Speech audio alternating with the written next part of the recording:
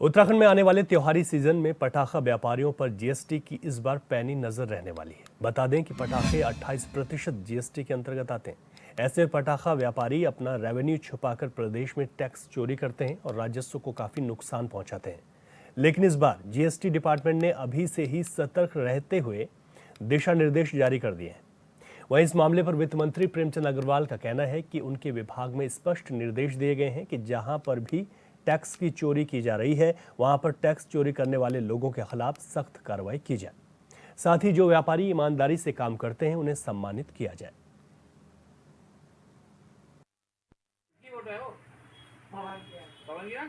कोई भी जहां हमें जीएसटी कलेक्शन करने की जो हमारे पैरामीटर्स हैं उसमें हम पूरी कोशिश करते हैं। आपको जानकारी दे रहा हूं, कल भी हमारे द्वारा ऐसे बहुत सी कंपनीज़ के खिलाफ अभियान छेड़ा गया और ये कहते हुए मुझे खुशी हो रही है कि उन्होंने जिस प्रकार से आईटीसी लेने के लिए कुछ फर्जी फर्में बनाई थी उससे भी हमें एक प्राप्ति हुई है, क्योंकि कुछ हमारे अंदरूनी कार्य होते हैं जिसका हम खुलासा जल्दी से नहीं करते हैं।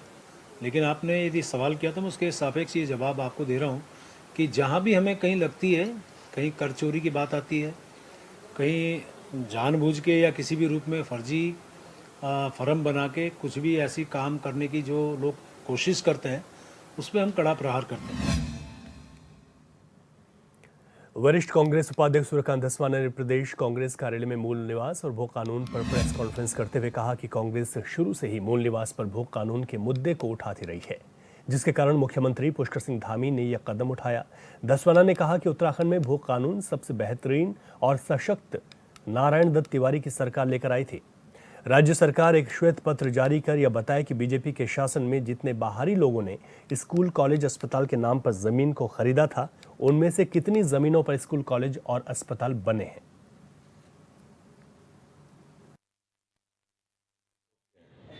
उनका विशेष ख्याल रखें। भू कानून के बारे में माननीय मुख्यमंत्री जी का वक्तव्य हमने सुना भी और पढ़ा भी। हमारा ये कहना है कि उत्तराखंड में भू कानून सबसे बेहतरीन, सबसे सशक्त नारायण दत्त तिवारी जी की सरकार लेकर के आई थी और नारायण दत्त तिवारी जी की सरकार ने 2003 में जो उत्तर प्रदेश का अधिनियम था 1950 का, उसकी धारा 154 में बाकायदा संशोधन करके और उत्तराखंड के अंदर ये प्रतिबंध लगाया था कि किसी को अगर आवासीय उपयोग के लिए भूमि चाहिए तो 500 वर्ग मीटर ले सकता है, उद्योग के लिए या किसी मेडिकल कॉलेज के लिए, हॉस्पिटल के लिए अगर कोई यहाँ पर लैंड लेना चाहता है तो 12.5 एकड़ की सशर्त कि जिस प्रयोजन के लिए लेगा उसका ही यूज़ करेगा, नहीं करेगा तो वो राज्य की सरकार में निहित हो जाएगी। उत्तराखंड में धामी सरकार राज्य स्थापना दिवस यानी कि 9 नवंबर को प्रदेश में समान नागरिक संहिता यूसीसी को लागू कर सकती है। यूसीसी को लागू करने के लिए सरकार युद्ध स्तर पर जुटी है।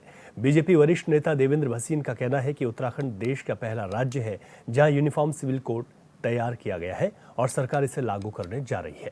यूसीसी में जो नियम हैं उन पर लोगों के साथ चर्चा करने के बाद नियमावली तैयार की जा रही है। उन्होंने कहा कि कभी कभी प्रक्रिया में समय लग जाता है लेकिन मूल कार्य पूरा हो चुका है। देखिए, उत्तराखंड देश का पहला राज्य है जिसमें आज़ादी के बाद यूनिफॉर्म सिविल कोड तैयार किया गया और उसको लागू करने जा रहे हैं। जहाँ तक इसमें नियमों का सवाल है तो उस पर काम चल रहा है और उसमें लोगों से चर्चा करने के बाद पूरी परिनियमावली तैयार हो रही है और कभी कभी इस प्रक्रिया में थोड़ा समय भी लग जाता है। तो ऐसे में माननीय मुख्यमंत्री जी का ये कहना कि थोड़ा समय लगेगा, ये अपने आप में कोई आश्चर्यजनक बात नहीं है। और दूसरी बात मैं ये कहना चाहूँगा कि जो मूल आपका है कार्य वो हो चुका, उसके ऊपर जो है केंद्र से माननीय राष्ट्रपति जी की सहमति बन चुकी और उसका पूरा जो ड्राफ्ट है वो जनता के सामने है। बाद आपका स्वागत है। खबरों में आगे बढ़ेंगे। चमोली जिले के बद्रीनाथ माणा पास एमबीटी चैलेंज 2024 साहसिक पर्यटन रैली का बद्रीनाथ धाम में समापन हो गया।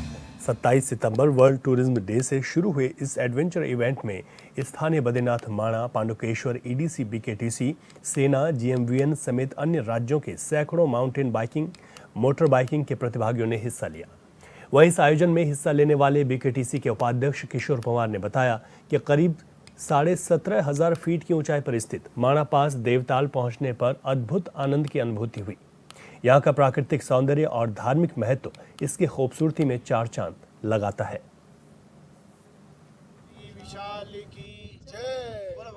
अभी हम लोग 17,500 की हाइट में, ये देवताओं का स्थान है और यहाँ पे देवताओं ने स्नान किया है। देवताल इस जगह को कहते हैं। तो यहाँ पे आज हम लोग एक एमटी चैनल के माध्यम से बहुत सारे लोग पहुँचे हुए हैं और मेरा एक प्रयास था कि इस जगह को एक आने वाले समय में काफ़ी हाईलाइट किया जाए, जिससे कि लोग सीमा दर्शन में यहाँ तक पहुँचें और सभी लोगों को अपनी सीमा तक आने का एक मौका मिलेगा। जय बद्री विशाल।